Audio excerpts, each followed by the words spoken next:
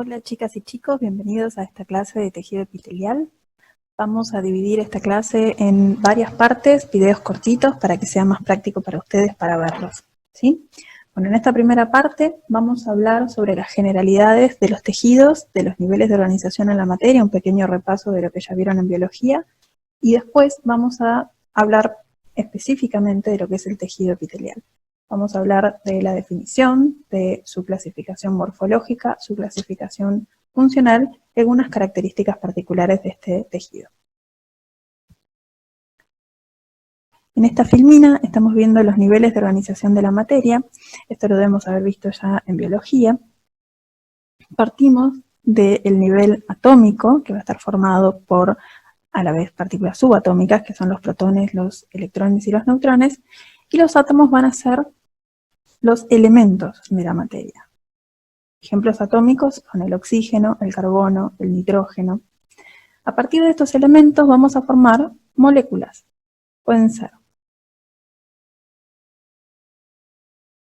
moléculas pequeñas, como es este caso, ¿sí? Acá tenemos una molécula de agua que va a estar formada por hidrógenos y oxígeno, una molécula de metano que va a estar formada por carbonos e hidrógenos, y una molécula de dióxido de carbono que está formada por 2 oxígenos y un carbono. Pero también se pueden formar moléculas más grandes, por ejemplo, el ADN, los hidratos de carbono, las proteínas y los lípidos. A partir de estructuras como estas macromoléculas, sobre todo proteínas o hidratos de carbono y lípidos, se van a formar lo que conocemos como organelas. Acá tenemos, por ejemplo, las mitocondrias, los centríolos, un ribosoma. Y con la conjunción de estas organelas vamos a llegar al nivel de organización celular. La célula va a estar conformada por estas organelas y va a estar rodeada por una membrana plasmática. Un conjunto de células va a formar lo que conocemos como tejido. Un conjunto de tejidos van a formar un órgano y finalmente los órganos van a formar aparatos y sistemas que van a completar la formación del individuo. Entonces, ¿qué es un tejido? Bueno, recién vimos que un tejido es un grupo celular, pero ¿alcanza con que sea solamente un grupo de células? No, tienen que tener una función en común.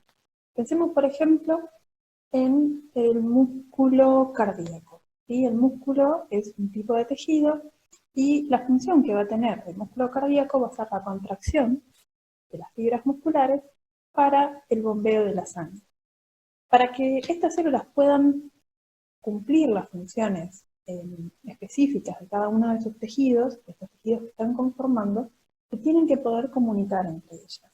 Eso lo van a hacer a través de uniones intercelulares y también a través de especializaciones típicas de las membranas. Eso lo vamos a ver más adelante en los diferentes sistemas que vayamos viendo a lo largo del año. Vamos a tener que los tejidos se clasifican en 4 tipos. Tenemos el tejido epitelial, el tejido conectivo o conjuntivo, el tejido muscular, que es el que nombré anteriormente, y el tejido nervioso. Sin saber demasiado de histología, más o menos vamos a darnos una idea a qué se refiere el tejido muscular y el tejido nervioso. El tejido muscular se va a encargar de generar el movimiento y está compuesto por células contráctiles. El tejido nervioso lo podemos definir como el tejido que va a procesar la información, tanto del exterior del cuerpo como del interior del cuerpo. Pensemos, por ejemplo, en la retina del ojo, que va a procesar la luz que ingresa al ojo, eso lo va a procesar el cerebro y vamos a formar nuestra imagen. Por otro lado, vamos a tener el tejido epitelial y el tejido conectivo o conjuntivo.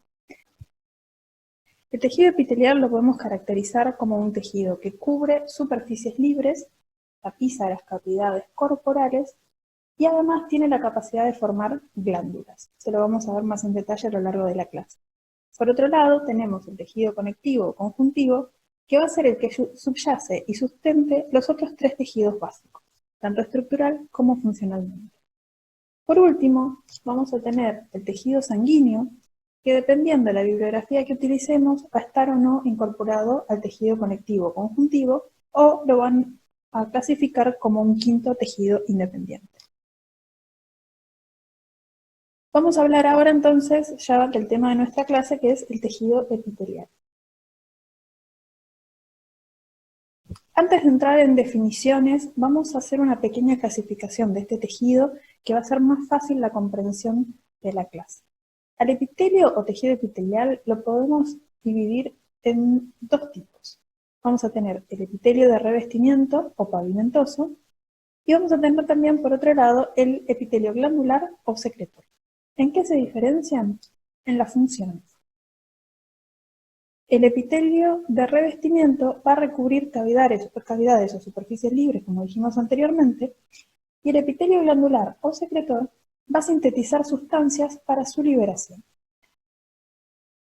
Este tipo de epitelio, que vamos a llamar glandular, va a formar glándulas, puede ser de dos tipos, exócrino o endocrino.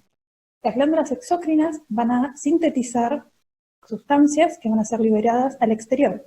Ejemplos de glándulas exócrinas pueden llegar a ser las glándulas sudoríparas, las glándulas mucosas, las glándulas sebáceas. Por otro lado, tenemos las glándulas endocrinas, que van a ser las que liberan las sustancias que producen al torrente sanguíneo. Estas sustancias se van a llamar hormonas, y ejemplos de este tipo glandular serían, por ejemplo, la tiroides, la hipófisis, la glándula suprarrenal.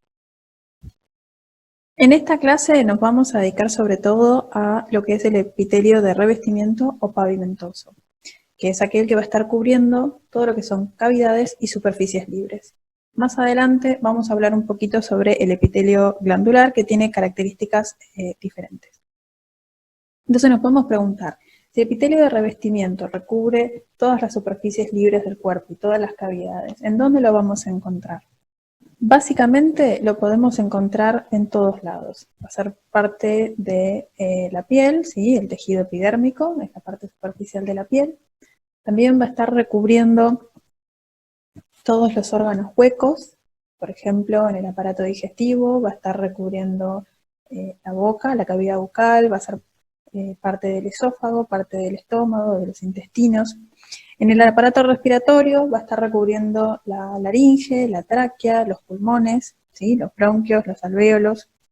En el aparato circulatorio también lo podemos encontrar, va a recibir el nombre de endotelio.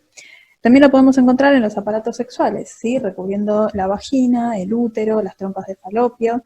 Lo podemos encontrar en el aparato urinario, recubriendo los uréteres, la vejiga, la uretra y formando parte de los túbulos renales. Y el epitelio va a formar capas que van a recubrir las cavidades del cuerpo, como la cavidad torácica, la cavidad pericárdica, la cavidad abdominal, pero la única cavidad que no va a recubrir son las cavidades articulares. Entonces, como una primera definición de lo que es un epitelio, podemos decir que está compuesto por láminas continuas de células que van a recubrir cavidades internas y superficies expuestas del cuerpo y que también pueden formar glándulas que van a estar ubicadas en el tejido conectivo subyacente. En el libro de Ross vamos a encontrar una definición similar, donde va a decir que el tejido epitelial se caracteriza por la íntima posición de sus células y por presentarse en una superficie libre. ¿Qué significa esto? Que las células, además de estar expuestas a una superficie libre, es decir, donde ya no hay material con el que van a contactar, van a estar íntimamente unidas entre sí. Este tipo de unión estrecha entre las células del tejido epitelial se da por medio de uniones intercelulares especializadas. Estas uniones lo que van a hacer es crear una barrera entre lo que es la superficie libre con la que contacta el epitelio y el tejido conjuntivo que vamos a tener siempre por debajo del epitelio. Vamos a hacer ahora un análisis de una microfotografía de un preparado histológico.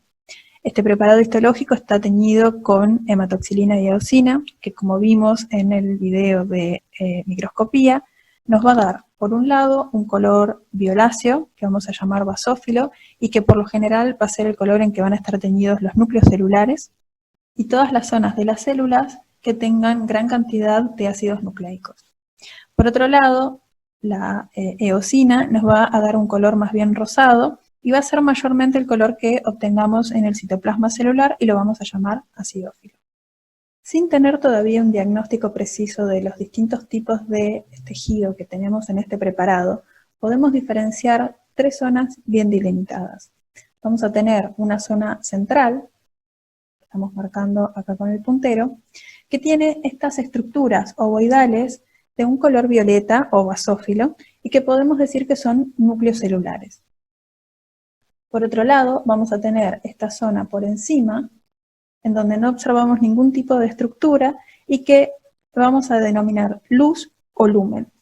Esta zona es a la que se refiere, a la que nos referíamos cuando hablábamos de superficie libre. Por otro lado, vamos a tener estas estructuras más esféricas, también teñidas de un color basófilo, que también vamos a caracterizar como núcleos celulares.